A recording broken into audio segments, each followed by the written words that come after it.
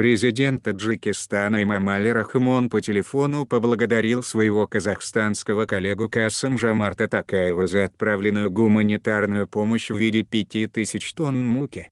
Эмомали Рахмон поблагодарил президента Казахстана за солидарность и поддержку таджикского народа в трудное для всех время, в том числе за предоставление гуманитарной помощи в виде 5000 тонн муки в ответ на обращение Таджикистана. Он также выразил признательность за содействие в эвакуации граждан Таджикистана на родину и беспрепятственном транзите грузов через пункты пропуска на государственной границе Казахстана, сообщила пресс-служба президента Казахстана. Телефонный разговор состоялся по инициативе таджикской стороны. Президенты обсудили обеспечение региональной эпидемиологической и экономической безопасности в условиях пандемии, а также обменялись информацией о мерах и практических шагах в борьбе с COVID-19.